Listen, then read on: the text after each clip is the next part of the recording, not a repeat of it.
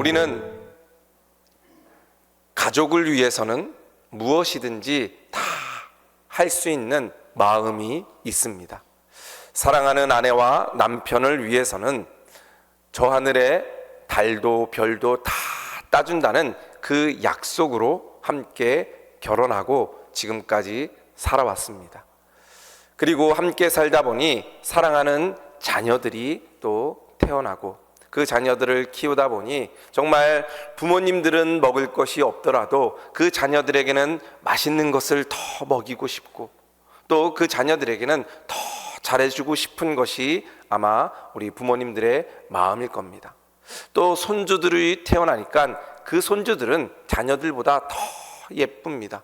눈에 넣어도 아프지 않을, 또 버릇없이 그 손주들이 굴어도 마냥 예쁘고 좋은 것이 그 손주들을 보는 것입니다. 그렇게 우리는 가족들을 사랑하는 그 마음들이 넘쳐납니다. 좋은 곳이 있으면 함께 가고 싶고, 맛있는 것이 있으면 함께 먹고 싶고, 뭐 부족한 것이 없나, 더 해줄 것은 없나, 날마다 걱정하는 것이 바로 우리 가족들의 마음입니다. 오늘은 특별히 가족 구원에 대해서 함께 은혜를 나누고자 합니다. 가족은 우리와 생명을 나누고 우리와 피로 연결돼 있어서 끈을 내야 끊을 수 없는 관계입니다. 아무리 자녀들이 또 부모님이 안 좋은 그러한 말과 그러한 모습이 있어도 포기하고 싶어도 포기할 수 없고, 또 한쪽에 밀어놨다가도 언제나 또 그쪽을 바라보며 사랑이 넘치는 마음이 바로 우리의 마음입니다. 가족 구원도 마찬가지입니다. 나는 예수님 믿고 구원받았지만 아직 교회에 다니지 않는 그러한 가족들, 그 믿음이 없는 가족들을 볼 때마다 우리의 마음이 짠하고 눈물 흘리며 기도하는 것이 바로 우리의 마음입니다. 어떤 리서치 기관에서 흥미로운 조사를 하나 했습니다. 당신이 예수님을 믿고 구원받는데 도움을 준 사람은 누구입니까? 라는 그러한 질문이었습니다. 모태신앙이거나 20, 30년 오랫동안 믿었던 사람들은 제외하고 최근 10년 이내에 예수님을 믿고 구원받은 사람들에게만 물어본 것입니다. 그때 가장 많은 대답이 나를 예수님으로 인도해 준 사람은 바로 친구들이나 선후배다라고 이야기한 사람들이 20%였습니다. 그리고 부모가 나를 교회로 인도하고 예수님을 믿겠다라는 사람이 15%였고, 친형제나 자매가 11%, 그리고 친척이 9%, 그리고 의외로 배우자는 4%밖에 안 되는 것을 보게 됩니다. 이것을 볼 때 예수님을 믿을 수 있도록 전도한 사람들 중에 가장 큰 비중은 친구들이나 선후배였습니다. 친구 따라 강남 간다라는 말이 이 전도에서도 어울리는 말입니다. 그런데 이 2번, 3번, 4번, 5번은 가족들입니다. 친구들이 20% 전도에서 데리고 왔다면 이 가족들 비중을 보면 39%가 나의 가족들로 인해서 전도를 받고 교회에 온 사람이다라는 조사를 보게 됩니다. 이처럼 예수님을 믿는데 가장 큰 비중을 차지하는 것은 바로 가족들입니다. 우리의 사랑하는 가족들이 예수님 먼저 믿고 너무나 좋고 예수님 믿고 구원받은 기쁨이 크기에 이 기쁨을 나 혼자 간직할 수 없어서 사랑하는 부모나 사랑하는 자녀나 형제나 친척들이나 남편, 아내에게 전도하고 그들을 예수님 믿도록 인도하는 겁니다. 그래서 구원의 기쁨이 그 가정에 날마다 있게 되는 것입니다. 바로 오늘 본문 말씀이 그 말씀입니다. 바울과 실라가 전도하다가 감옥에 갇히게 됩니다. 그런데 바울과 실라는 늘 복음을 전하는 자들로서 그 감옥에서도 찬양하며 하나님께 예배하며 기도했습니다. 그랬더니 옥문이 열리는 놀라운 기적을 체험하게 됩니다. 그때 그 간수가 죄수들이 도망했구나, 나는 이제 살 길이 없다, 자살하려고 하는 그때에 바울과 실라가 우리가 여기 있다, 아무도 도망가지 않았다 안심시키면서 그 죄수들이 그 간수를 전도하는 내용입니다. 그리고 바울과 실라가 복음을 전하고 그 간수가 예수님을 믿게 됩니다. 그리고 바울과 실라가 이야기하는 말씀이 바로 오늘 말씀입니다. 주 예수를 믿으라. 그리하면 너와 내 집이 구원을 얻으리라. 구원을 어떻게 받느냐는 그 간수의 질문에 주 예수를 믿으라. 그리하면 너와 내 집이 구원을 얻으리라. 내가 먼저 예수를 믿으면 구원을 받게 되고, 내가 먼저 예수를 믿게 된 것으로 통하여 우리의 온 집안이 구원을 받게 된다라는 그러한 말씀입니다. 내가 먼저 예수님을 믿고 사랑하는 가족들을 구원할 수 있다라는 것입니다. 그래서 이 간수는 내가 먼저 예수님을 믿은 것을 가지고 가족들을 데리고 와 함께 예수님을 믿고 구원받는 놀라운 역사가 바로 오늘 본문 말씀입니다. 이러한 하나님의 역사가 우리 성도들 가정 가운데 있기를 주님의 이름으로 축복드립니다. 예수님을 믿고 구원받은 내가 예수님을 잘 믿고 따름으로 인해서 나의 모습을 보고 나를 통하여 믿지 않는 아내나 남편, 믿지 않는 자녀들, 부모님들, 우리의 친척과 우리의 형제자매들이 예수님을 믿고 온 가족이 구원받는 역사가 우리 모든 성도들 가정 가운데 있기를 주님의 이름으로 축복드립니다. 가족전도 쉽지 않습니다. 저희 어머니도 저희 아버지를 전도하기 위해 30년 동안 기도하고 전도했습니다. 그리고 결국에는 예수님을 믿고 10년 동안 예수님을 잘 믿고 천국에 가셨습니다. 30년 동안 그 눈물의 기도, 아무도 그것을 알 수 없습니다. 자기만 알고 있는 그러한 고난과 아픔이지만 그 기도를 통하여 하나님께서는 가족의 구원을 허락해 주셨습니다. 그렇다면 가족을 구원하는데 어려운 이유가 무엇일까요? 가족은 우리의 모든 것을 다 알고 있고 우리의 아픔과 우리의 상처와 우리의 민낯을 다 알고 있는 사람입니다. 아무리 가까운 사람이라고 할지라도 가족보다 더 우리를 잘 알 수는 없습니다. 함께 살고 함께 먹고 함께 생활했던 그 가족들이 우리의 모든 행실과 마음과 우리의 모든 것을 다 알고 있기 때문에 그 누구보다 전도하기가 어려운 것이 가족 전도입니다. 전도하다가 낙심이 되면 그냥 포기하면 되지. 길거리 가는 사람에게 전도하다가 그냥 지나가면 다음 사람한테 하면 되지. 그런 마음이 생길 수도 있지만 가족들은 그럴 수 없습니다. 전도하다가 상처를 입어도 끝까지 전도하고 싶은 마음이 우리의 마음입니다. 왜냐하면 사랑하기 때문에 그렇습니다. 버릴 수 없기 때문입니다. 끊을 수 없기 때문입니다. 그래서 우리가 가족 전도는 평생 기도하며 안고 가야 될 그러한 숙제입니다. 가족 전도하는 데 있어서 이 유형이 5가지가 있다라고 어떤 목사님이 분류를 해놓은 게 있습니다. 그 전도해야 될 가정의 유형들을 보면 5가지가 있는데 첫 번째는 동원형입니다. 이 동원형은 교회에 나오긴 하는데 동원되듯 부모에 의해서 또 배우자에 의해서 억지로 끌려 나오는 그러한 사람들을 이야기합니다. 몸은 교회에 있지만 마음은 이미 딴 데가 있습니다. 진정한 신앙의 고백이 없습니다. 그런데 분명한 사실은 우리 중 그 누구도 쉽게 이들을 회심시킬 수 없습니다. 아마 지금 이 자리에도 있을 수도 있습니다. 몸은 와 있지만 아무런 감동이 없고 빨리 가고 싶은 그러한 마음들이 있는 분들이 있을 수도 있습니다. 하나님을, 예수님을, 성령님을 나의 주인으로 고백 못하고 믿음이 없는 사람이 있을 수도 있습니다. 그렇다면 우리는 이러한 동원형의 가족들을 위해서 기도할 수 있어야 됩니다. 말씀이 들리도록 기도해야 됩니다. 어느 순간 말씀이 들리는 겁니다. 예수 그리스도가 나를 위해서 십자가에서 죽으셨다는 그 말씀이 마음에 감동이 오는 겁니다. 그 말씀이 들리도록 우리는 이 동원형과 같은 이 가족들을 위해 기도할 수 있어야 됩니다.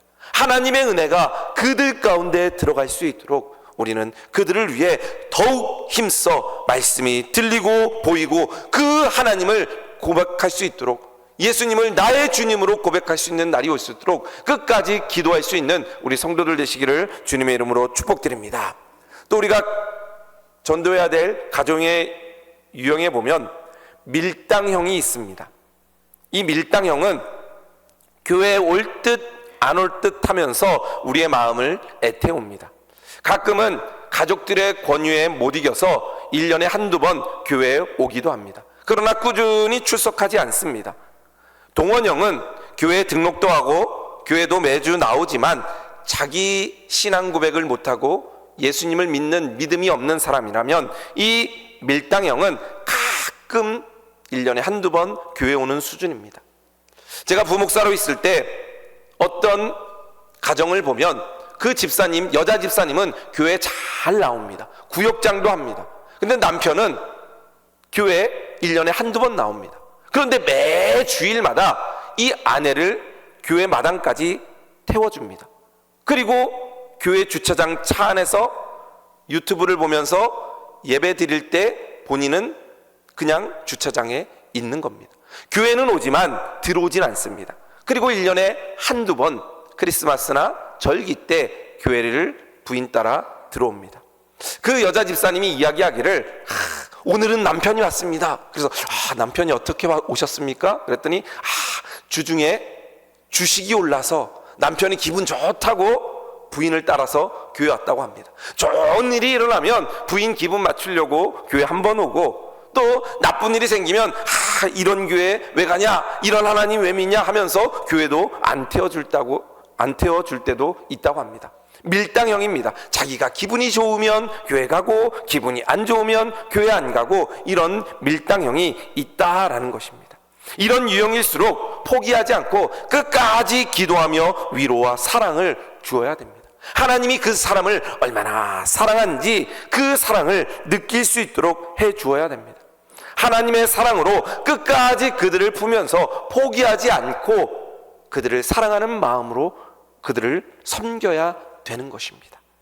세 번째는 냉담형이 있습니다. 무관심입니다. 아무런 관심을 갖지 않는 겁니다. 교회 나가는 것도 반대하지 않고 교회 안 나가는 것도 뭐라 그러지 않고 그냥 무관심입니다. 다만 이 가족들은 나와는 무관하다는 그러한 관심으로 그냥 흘려보내게 됩니다. 중년이나 나이가 든 남성들에게 이런 현상이 일어난다고 합니다.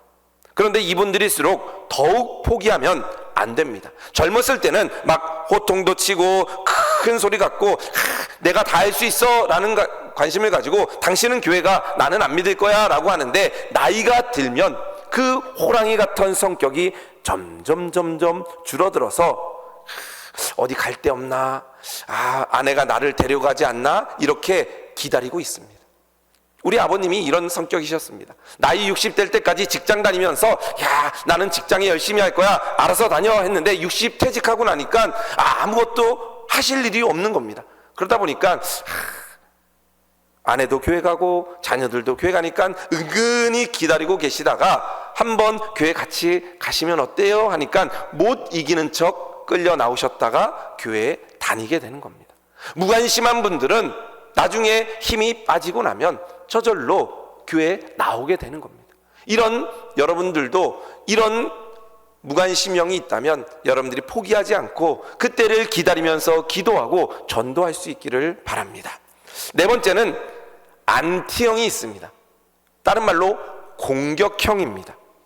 마치 사울, 오늘 말씀에 나오는 사울이 바뀌기 전에 그 모습과도 마찬가지입니다. 교회 얘기만 나오면 공격적으로 변하고 가족을 핍박하는 유형입니다. 이런 유형의 가족들을 둔 성도들은 참 신앙생활 하기가 힘들고 어렵습니다. 주변에 이러한 안티형을 둔 성도들이 있다면 위에서 기도해 주시길 바랍니다. 함께 기도하면서 힘을 합해하는 것입니다. 힘을 주어야 됩니다. 포기하지 말아야 됩니다. 힘들고 핍박당하는 구박당할 때 포기하지 않고 끝까지 믿음을 가질 수 있도록 여러분들이 기도해 주셔야 됩니다. 시어머니에게 구박받을 수도 있고 남편에게 구박받을 수도 있고 교회 나간다는 것 자체만으로도 구박받고 성경책도 찢는 그러한 가족들도 있습니다. 그렇지만 가장 흥미로운 중에 한 가지는 이런 분들일수록 급진적인 회심이 일어나는 그러한 경우가 많다는 것입니다. 오늘 말씀에 나왔던 이 바울도 예수님을 만나기 전에 극적인 회심이 일어나게 되었습니다. 다메섹 도상으로 예수님을 믿는 사람을 잡으러 가는 그 길 가운데 예수 그리스도를 만나게 되는 겁니다. 놀라운 주님의 은혜가 이런 분들에게 임하게 되는 겁니다. 기적과 같은 은혜가 이런 분들에게 임하게 되는 겁니다. 강하면 강할수록 이러한 하나님의 역사가 더 크게 나타나는 겁니다. 강하면 부러질 수 있습니다. 하나님의 역사가 나타나는 겁니다. 그래서 우리 성도들 가운데 혹시 이런 가족들이 있다면 포기하지 않고 끝까지 기도하시길 바랍니다. 혼자 기도하지 마시고 함께 우리 성도들과 기도함으로 놀라운 하나님의 은혜와 기적이 우리 모든 성도들 가정 가운데 있기를 주님의 이름으로 축복드립니다. 마지막으로 가족들 유형을 보면 상심형이 있습니다. 상처받은 그러한 유형입니다. 옛날에 과거에 교회를 다녔습니다. 열심히 다녔습니다. 그런데 말 못할 어떠한 상처 때문에 교회 나가는 것을 그치고 교회에 대해서 부정적인 그러한 마음을 갖게 된 사람들입니다. 어떤 면에서는 이런 분들이 가장 전도하기 어려운 유형입니다. 교회에 대해서 다 압니다. 옛날에 열심히 교회도 섬기기도 했습니다. 그런데 상처가 있는 겁니다. 목회자에 대한 상처, 어떤 교회에 대한 상처, 어떤 상처인지는 모르지만 그러한 상처 때문에 교회 나가는 것을 그치고 안 나가는 분들입니다. 아예 신앙을 등지고 살아가는 분들이 있습니다. 이렇게 기독교에 상심한 이들에게는 직설적이고 적극적인 전도는 자제해야 합니다. 대신 이런 분들에게 교회의 부정적인 이야기들, 목사님 흉이나 성도들 흉이나 교회의 안 좋은 이야기들을 절대 하면 안 됩니다. 오히려 그들에게 상처를 주고 더 큰 부정, 그 다음에 더 큰 상실감, 더 큰 적대감을 일으킬 수 있기 때문입니다. 이런 분들은 시간을 가지고 돌봐야 됩니다. 그리고 교회의 좋은 이야기들, 성도들의 사랑을 나누는 이야기들, 그런 이야기들을 계속 전해주어야 됩니다. 그리고 마음의 문이 그리고 조금씩 열리고 그 상처가 조금씩 회복될 수 있도록 해야 하는 것입니다. 이렇게 5가지 유형을 살펴봤는데 이 유형이 꼭 맞는다 이런 것은 아닙니다. 같이 접목될 수도 있고 2가지, 3가지가 뭉쳐있는 분들이 있을 수도 있고 혹시 이것과 다른 유형이 또 있을 수도 있습니다. 그런데 대부분은 이런 유형 안에서 나타난다고 합니다. 그렇다면 이런 사람들을 어떻게 우리가 전도할 수 있을까요? 그것이 바로 오늘의 말씀입니다. 이러한 사랑하는 가족들, 우리와 항상 함께하는 그들을 전도하기 위해서는 먼저 우리가 익숙한 관계, 그것을 좋은 관계로 유지해야 됩니다. 좋은 관계가 되면 말 한마디로 전도할 수도 있습니다. 그래서 좋은 관계를 유지하는 것이 중요합니다. 너무나 예수님을 믿어 이렇게 강요하는 것이 아니라 좋은 관계를 유지하면서 전도하는 겁니다. 그렇게 좋은 관계를 유지하기 위해서 우리가 첫 번째 해야 할 것이 바로 관계 회복입니다. 관계가 좋지 않은 가족들의 경우 예수님을 전하고 복음을 전해도 마음의 문이 닫혀 있기 때문에 오히려 전도할수록 역효과가 날 수가 있습니다. 그래서 관계 회복이 먼저입니다. 그래서 믿지 않는 가족들은 예수님을 믿는 가족들에 대한 그 감정의 장벽을 지르고 있는 것을 무너뜨려야 됩니다. 어떤 분들은 종교적인 배신감이 있는 그러한 마음이 있는 가족들이 있습니다. 옛날에는 우리 집이 불교였는데 어느 날 예수님 믿는다고 그 한 사람만 나가면서 제사도 안 드리고 혼자 다른 종교를 갖게 되니까 반감을 갖게 되는 것입니다. 그런 가족들이 있다면 먼저 겸손하고 공손한 태도를 우리가 지녀야 됩니다. 불신 가족이 자신의 믿음을 이해해주지 못한다고 해서 불만을 갖거나 억눌린 감정으로 함께 대적하면 안 되는 겁니다. 그들에게 사랑으로 예수님의 사랑을 전할 수 있어야 하는 것입니다. 그리고 두 번째는 그리스도인들을 가정에 대한 열등감을 갖지 않도록 하는 것이 중요합니다. 내가 믿는 예수님, 내가 믿는 기독교는 월등한 종교고 너희들은 아무것도 아니야, 이런 것을 갖는 것이 아니라, 또 천국 지옥, 나는 천국 갈 사람이고 너는 지옥 갈 사람이야, 이렇게 하는 것이 아니라 그들에게 하나님의 사랑을 전할 수 있어야 됩니다. 그들에게 하나님의 말씀을, 성경 말씀을 전한다든지 예수 그리스도 이름을 이야기할 때는 더 세심한 주의가 필요합니다. 왜냐하면 불쾌감을 줄 수 있기 때문입니다. 마지막으로 가족을 소외하거나 가정을 등진 지나친 교회 활동을 주의해야 됩니다. 관계가 회복되지도 않았는데 가정은 돌보지 않고 설거지는 쌓여있고 빨래는 쌓여있는데 교회에 전도하러 나가고 교회에 기도하러 나간다 그러면 믿지 않는 남편이 어떻게 생각하겠습니까? 집안일은 하나도 안 하고 교회만 나가네. 더 부정적인 마음이 생깁니다. 그래서 제가 전도사로 일할 때 전도를 열심히 하는 그 과천교회 담임 목사님께서 전도 나오기 전에 집안일, 설거지, 빨래 깨끗이 다 해놓고 전도 나올 수 있도록 해야 된다라고 이야기를 합니다. 전도를 아무리 열심히 한다고 나오는데 집안일은 하나도 안 해서 남편이 집에 왔을 때 집안이 다 엉망이 되어 있으면 정작 다른 사람들은 전도할 수 있어도 남편을 전도 못한다라고 이야기를 하신 것이 기억납니다. 가족 전도, 먼저 관계 회복이 먼저입니다.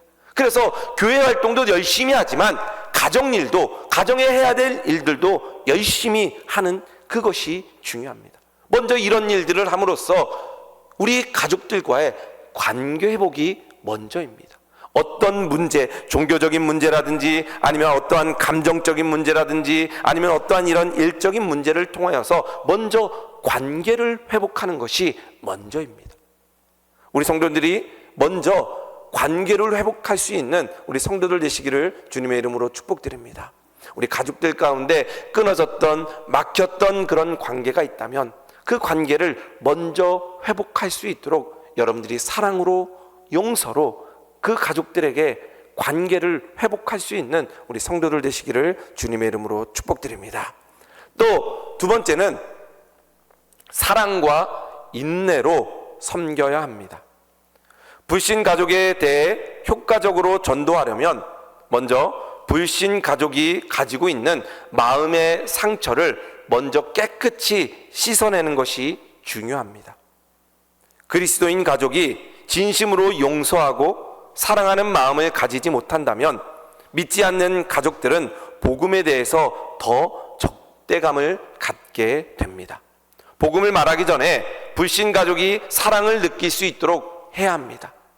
아, 나를 진심으로 사랑하는구나. 아, 나를 사랑하기 때문에 이런 말을 해야 되는구나. 느낄 수 있어야 하는 것입니다. 먼저 용서할 수 있어야 됩니다. 아, 이 남편이, 이 아내가 나를 이렇게 사랑하고 용서하는구나 라는 그 마음의 상처를 먼저 씻어내야 합니다. 그리고 이 믿지 않는 가족들과 함께 보낼 수 있는 시간을 자주 마련해야 됩니다. 그냥 집안에서 함께 하는 그 시간 말고 특별한 시간을 함께 갖는 것이 중요합니다. 남편이 좋아하는 등산이나 아니면 아내가 좋아하는 카페 같은 데를 함께 가주는 겁니다. 그래서 사랑하는 남편이 나를 이렇게 사랑하는구나 라는 것을 느낄 수 있게 해줘야 되는 것입니다. 그 사랑을 느낄 때 믿지 않는 남편이나 아내나 자녀들이 함께 교회에 나올 수 있는 그러한 이유가 되는 것입니다.